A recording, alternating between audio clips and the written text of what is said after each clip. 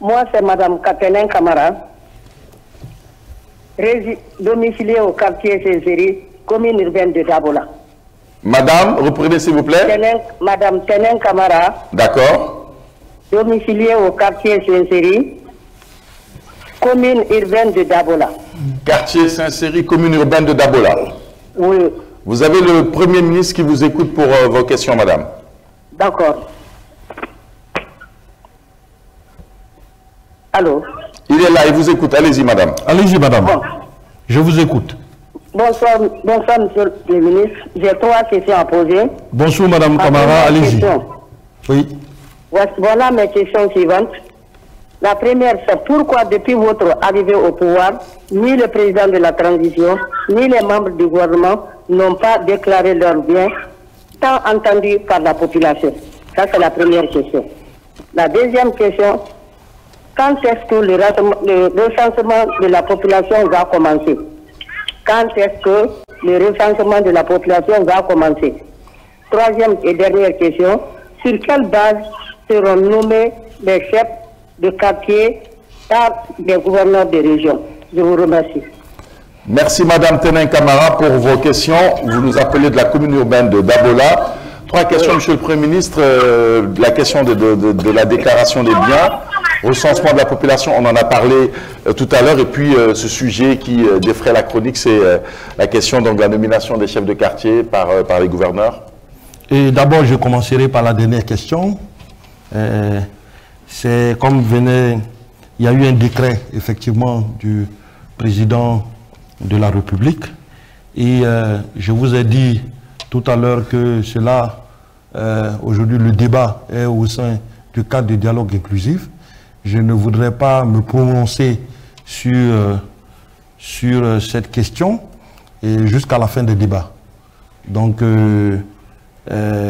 nous allons échanger au sein du cadre du dialogue inclusif et ce cadre-là est un cadre constructif et au sorti de ce cadre, je pense que tout sera clair. Mais il faut noter que dans le décret, le ministre de l'administration des territoires procédera à l'organisation et au fonctionnement du processus. Donc attendons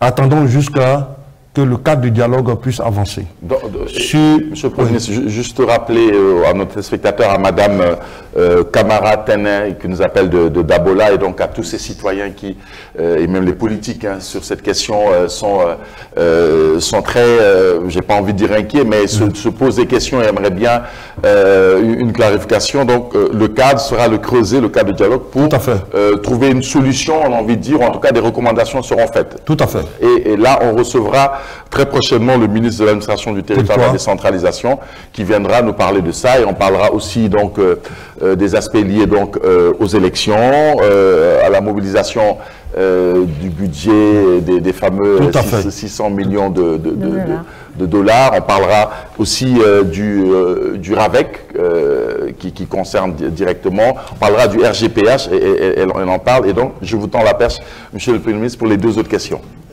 Deuxième question, recensement général de la population et de l'habitat. C'est pour quand? Je vous ai dit tout à l'heure que le budget, il est bouclé. Vous savez, le processus de recensement général de la population, le recensement se fait dans une période de 45 jours. Mais avant cela, il y a tout un processus et tout un préalable. Je ne peux pas vous dire avec exactitude quel jour effectivement va commencer ce recensement. Mais c'est une période de 45 jours. Mais il y a tout un préalable, il y a tout un processus, toute une formation. Et je pense que cette question, Madame la ministre du Plan, qu'on recevra également ici pour nous parler de ces effectivement c'est un grand processus qui concerne toute la République de Guinée. Effectivement, qui va rentrer dans le détail. Déclaration. Et vous nous avez, Monsieur le Premier ministre, excusez-moi, vous avez rappelé ici, vous avez informé que le financement du RGPA est bouclé. Tout à fait. Donc, Madame Kamara, patience. 38 millions de dollars. Et ça devrait se faire... voilà, une fois que le financement est bouclé, et tous les autres processus devraient s'enclencher. Okay. Déjà, ils ont déjà commencé. Sur la déclaration des biens, Je devrais vous dire que je voudrais rappeler que aujourd'hui, c'est la charte de la transition qui gouverne la Guinée. Et dans cette charte de la transition, il n'est mentionné nulle part que les membres du gouvernement ou les hauts fonctionnaires doivent déclarer leurs biens. L'obligation de déclarer leurs biens. L'obligation de déclarer leurs biens. Et je suis sûr que si aujourd'hui, le CNRD ou le gouvernement veut procéder à modifier cette charte pour inclure, vous allez voir que ça va aller dans tous les sens et il y aura de mauvaises interprétations. Cependant, à chaque nomination, le président de la République a exigé que chaque cadre puisse prêter serment. Pour nous, c'est un acte moral. Et également, il y a un document que vous signez pour vous désengager sur le conflit d'intérêts dans toutes les sociétés où vous avez des actions. Je pense que ça, ce n'est pas à négliger. Et c'est quelque chose de très important. Mais allons plus loin. Sur la déclaration des biens. L'ancienne constitution avait prévu effectivement la déclaration des biens. Mais j'ai envie de vous reposer la question. Mais est-ce que ça a servi à quelque chose? On veut dire, ne prenez pas l'exemple. Non, j'en viens.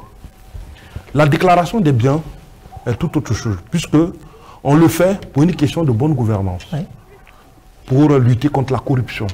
C'est-à-dire que pour montrer l'exemple, vous venez dans un gouvernement, vous êtes haut fonctionnaire, vous déclarez vos biens, et à la fin du processus, il faut également déclarer les biens.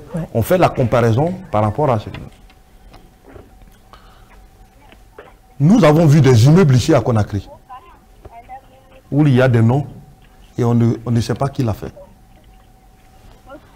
Avant, nous avons vu des personnes qui ont des comptes bancaires où il y a près de 30 millions de dollars, 20 millions de dollars, 10 millions de dollars.